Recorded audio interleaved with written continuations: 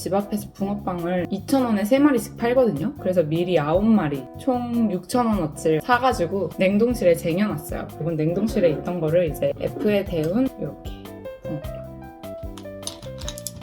그래서 오늘은 붕어빵을 먹으면서 저의 얘기를 또 한번, 지난주에 제가 생활비를 공개하는 영상을 올렸었잖아요. 그 영상이 생각보다 인기가 좀 있더라고요. 그리고 댓글도 좀 달렸는데 보다 보니까 그런 댓글이 있더라고요. 혼자 사는데 원룸도 충분하지 않냐? 그래서 제가 그 댓글을 보고 좀 이 영상을 만들면 좋겠다는 생각이 들었습니다.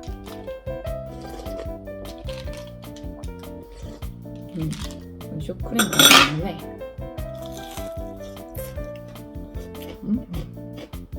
진짜 뜨겁고 갓 만든 것처럼 맛있어요.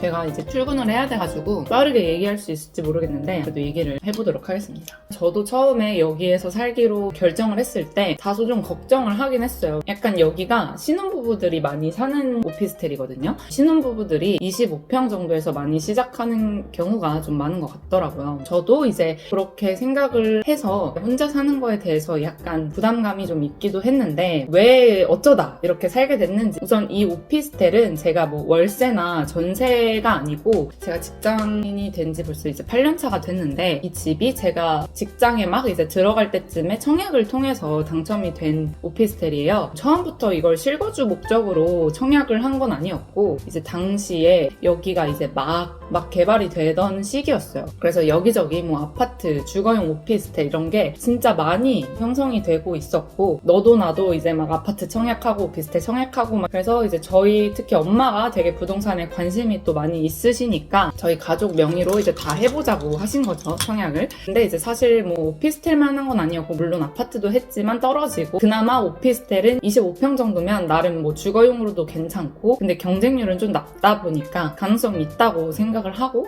어느 정도 투자 수익을 낼 수 있지 않을까 하는 생각으로 이제 청약을 했던 거였습니다. 그때 당시에 제가 아마 청약통장이 없던 걸로 기억을 하는데, 이 오피스텔은 청약통장이 없어도 가능하거든요. 경쟁률은 한 몇십 대 1이었던 것 같고 제 이름으로 이제 당첨이 됐습니다. 이 집이 2억 5천 정도 되는 분양가였는데 당시 계약금이 10%니까 그래도 한 2,500만 원 정도가 필요한 상황이었어요. 저희 엄마가 이제 계약금을 내주셨고, 뭐 조금 가지고 있다가 500에서 1,000만 원 정도 이제 피가 붙으면 팔자라는, 초반에는 그래도 막 한 500만 원 정도가 붙었었어요, 실제로. 어차피 계속 가지고 있으면 중도금이랑 잔금도 내야 되고 좀 골치 아파질 수 있으니까 팔까? 이런 고민을 좀 했었는데, 중도금 대출은 이제 이자가 후불제였어요. 그래서 당장 매달 막 나갈 돈도 딱히 없고 직장을 다니면서 그동안 돈을 열심히 모으면 된다고 생각을 해서 이제 완공될 때까지 그렇게 한 3년 정도를 기다렸습니다. 사실 뭐 기다렸다기보다 이제 직장 생활을 하다 보니까 어느새 이게 완공이 돼가지고 잔금 대출 날이 된 거죠. 그래서 그때 이제 좀 제가 바빴던 걸로 기억해요. 막 대출도 알아보고 여러 가지 필요한 서류도 되게 많았고,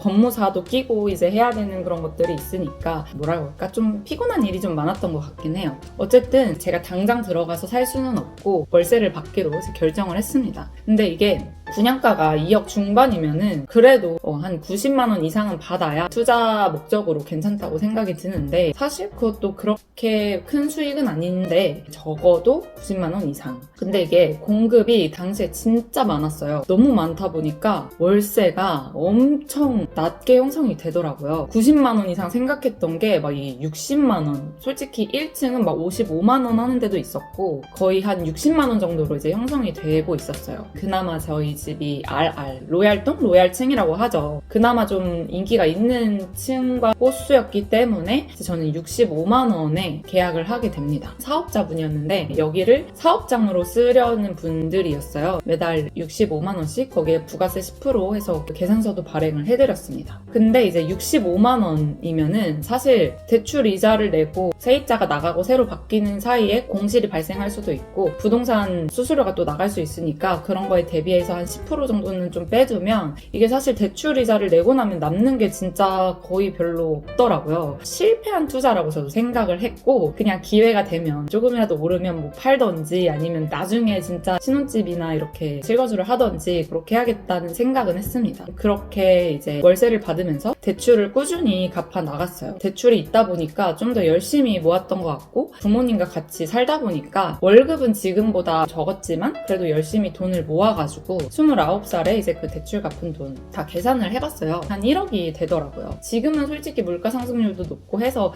크게 와닿진 않을 수도 있는데 3년 전쯤 이제 생각했을 때 1억이라는 돈이 그래도 꽤 크게 느껴졌었거든요. 스스로 이제 모은 자산도 어느 정도 그리고 이제 제가 부모님이랑 계속 살고 있었는데 그때 당시 남자친구가 있지도 않았고 결혼할 계획도 없다 보니 계속 그냥 평생 부모님과 함께 살아야 될까? 아 이제 나도 곧 30이고 이제 독립을 좀 해봐도 되지 않을까라는 생각을 좀 했습니다. 그때 당시 한 6개월 이상 고민을 했어요. 자취를 할까 말까. 근데 아무리 생각해도 주거비와 각종 생활비를 스스로 부담을 해야 되는 게 그게 너무 부담이 되더라고요. 아 이거를 섣불리 결정은 하지 못하고 그냥 혼자 계속 고민만 했습니다. 그러다가 이제 부모님한테도 한번 말씀을 드렸어요. 아빠는 사실 딱히 큰 뭐 의견은 없으셨고 이제 엄마는 너무 좋아하시더라고요. 오히려 막 적극적으로 추천을 하시는 거예요. 그래 너도 이제 나가서 살 때가 됐다. 한번 혼자 살아봐라. 지금 생각해보면 제가 되게 20대에 철이 없었던 게 부모님이랑 살면서 빨래나 설거지, 뭐 청소 진짜 거의 해본 적이 없었거든요. 아마 엄마도 좀 걱정을 하셨던 것 같아요. 제가 혼자서 하는 게 아무것도 없고 그냥 회사만 왔다 갔다 하니까 아, 제가 저렇게 할 줄 아는 게 하나도 없어서 어떡하지? 혼자 살림도 스스로 해보고 좀 이런저런 상황에 부딪혀 보면서 경험하고 배우는 게 좀 있을 거라고 생각을 하셨던 것 같아요. 지금 제가 출근할 때가 됐는데 시간이 너무 늦어버려가지고 이제 남은 영상은 이따가 저녁에 찍어야 될 것 같아요. 지금 빨리 먹고 출근을 하러 가보겠습니다.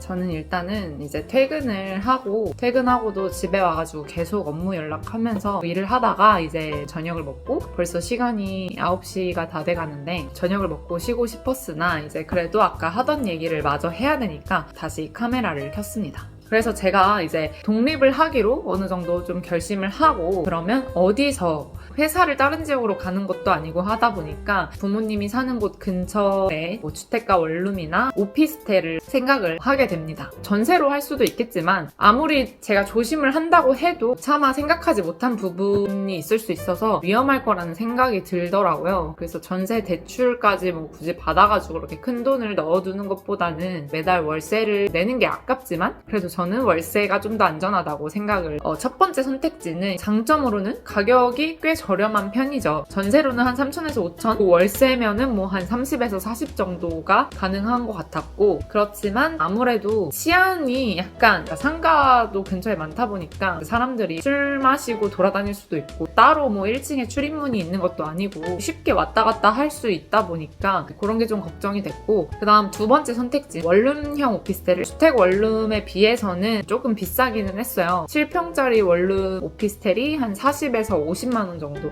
물론 이제 서울보다는 좀 저렴한 편이겠지만 부담이 되는 금액이었고요. 그래도 이제 주택가 원룸에 비해서는 뭐 비교적 안전할 것 같다는 생각이 들었어요. 현관 출입이 그렇게 자유롭지는 않으니까 아무튼 그렇게 고민을 하고 있는데 제가 가지고 있는 그 25평 오피스텔 세입자분이 거주한 지 한 3년 정도가 되셨어요. 거의 계약이 끝나갈 시기가 다가와가지고 전화를 드렸거든요. 혹시 뭐 앞으로 더 거주할 생각이 있으시냐 여쭤봤더니 안 그래도 좀 저한테 연락을 한번 하려고 했는데 사실 이미 비어있는데 계약 기간은 아직 남아있어가지고 저한테 따로 얘기는 안 하셨다고 하더라고요. 비우다가 만료가 되면 나갈 생각이었다고 하셔가지고 그러면 이제 제가 또 고민이 되는 거예요. 그때가 막 그 부동산 임대차 3법으로 이제 막 시행이 되면서 기존에 2년이었던 임대차 기간을 2+2로 이제 연장하는 법이었거든요. 세입자가 2년을 거주하고 계약갱신 청구권을 사용해서 2년을 연장을 할 수가 있었어요.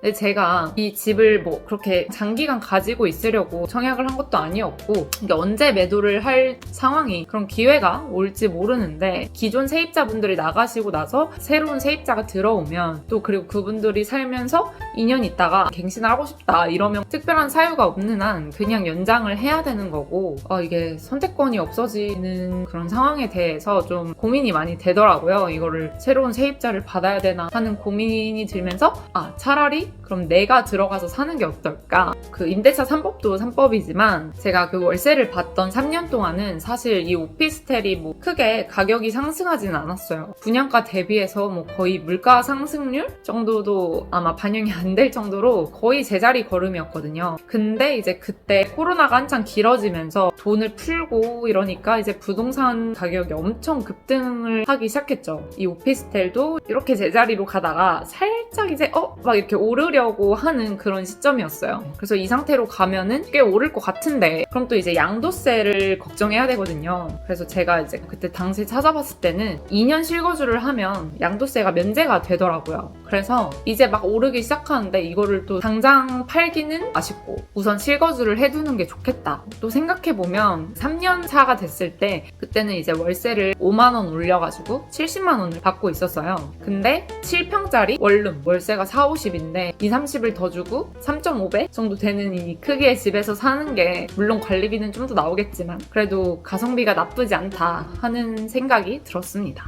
매매를 좀 더 자유롭게 할 수 있고 양도세도 감면받고 또 넓은 공간에서 쾌적하게 살 수 있으니까 그냥 들어와서 사는 게 제일 낫겠다. 제가 처음부터 여기에 들어와서 이렇게 살 생각은 아니었고 어쩌다 보니 정말 몇 년간에 걸친 과정에 의해서 이런저런 상황으로 인해서 결국 이렇게 실거주를 하게 되었고요. 저는 정말 1인 가구로서 굉장히 만족스럽게 잘 생활을 하고 있습니다.